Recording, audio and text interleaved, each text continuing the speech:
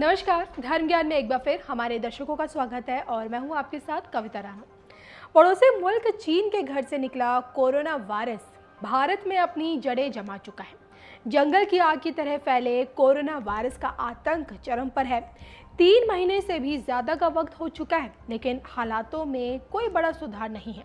राहत बस इतनी है कि रिकवरी रेट में बढ़ोतरी हो रही है, लेकिन कोरोना की मार और लॉकडाउन के चलते पूरी दुनिया में आर्थिक संकट की बात हो रही है। 135 करोड़ आबादी वाले भारत की अर्थव्यवस्था डगमगाई हुई है, जो कि बीते कुछ सालों में भारत की अर्थव्यवस्था उभरी है।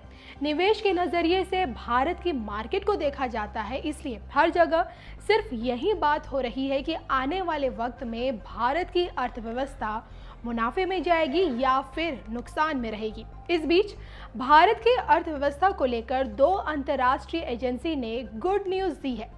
वो क्या है, ये बताने से पहले देश की अर्थव्यवस्था को लेकर विश्व प्रसिद्ध सुदर्शन चक्र ज्योतिषाचार्य श्री सन बेत्रा अशोका जी का गणित क्या कहता है, जिनकी अभी तक ज्यादातर राजनीतिक भविष्यवाणियां सच साबित होती आई हैं, आखिरकार उनके मुख से निकली देववाणी में भारत के सितारे किस ओर इशारा कर रहे हैं।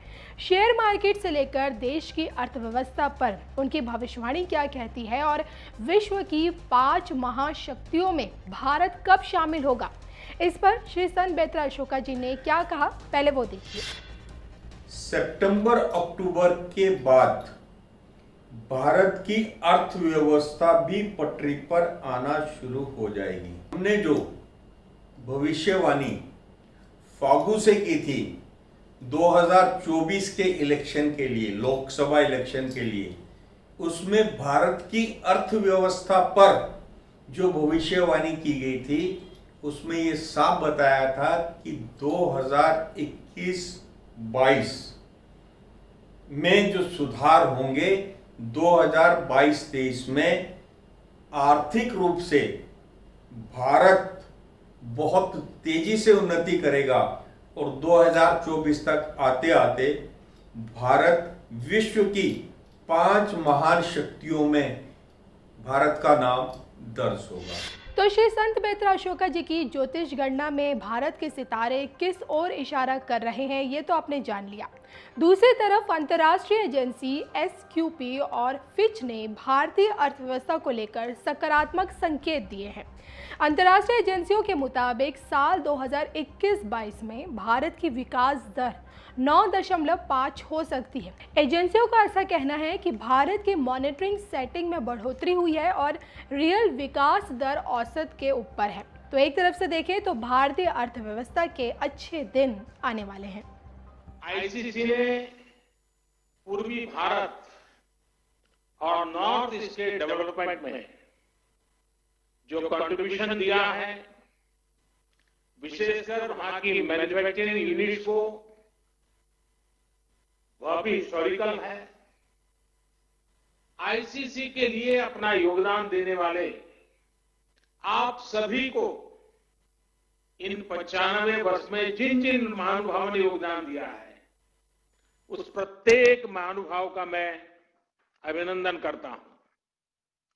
साथियों, आईसीसी ने 1925 में अपने गठन के बाद से आजादी की लड़ाई को देखा है, उस लड़ाई को जिया है। सरकारों से मुसीबतें भी झेली है, भीषण अकाल और अन्न संकटों को देखा है, विभाजन को देखा है। विभाजन की उस पीड़ा को आपने सहा है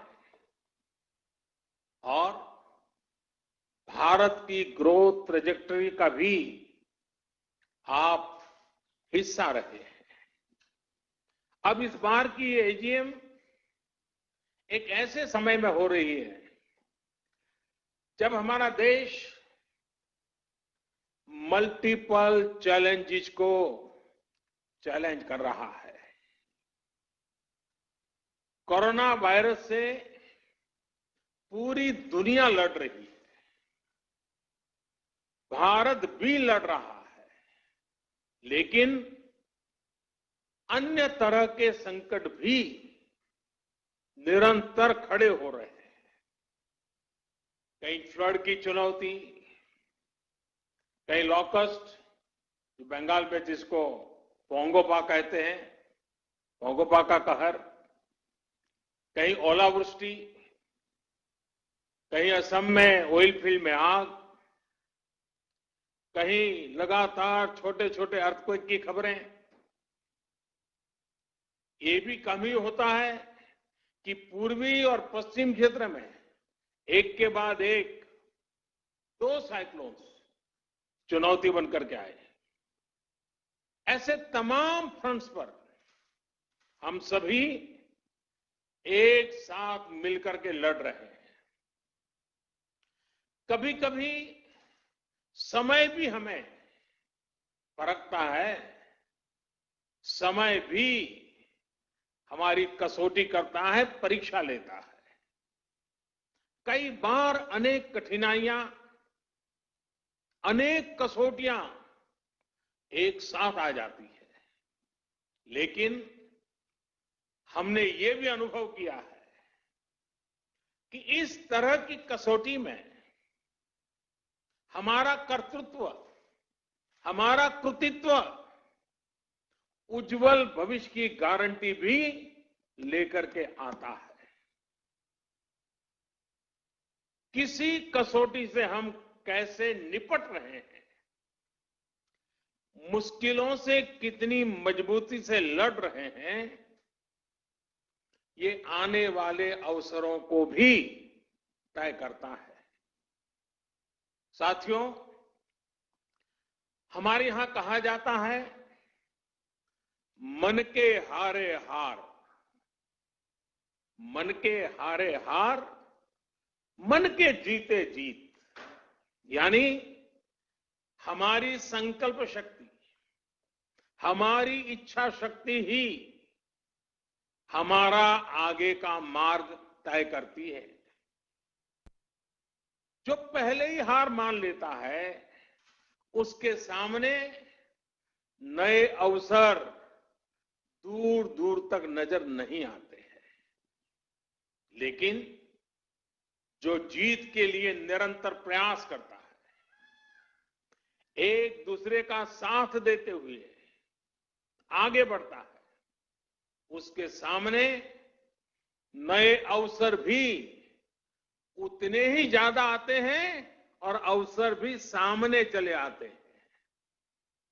साथियों, ये हमारी एकजुटता, ये एक साथ मिलकर बड़ी से बड़ी आपदा का सामना करना, ये हमारी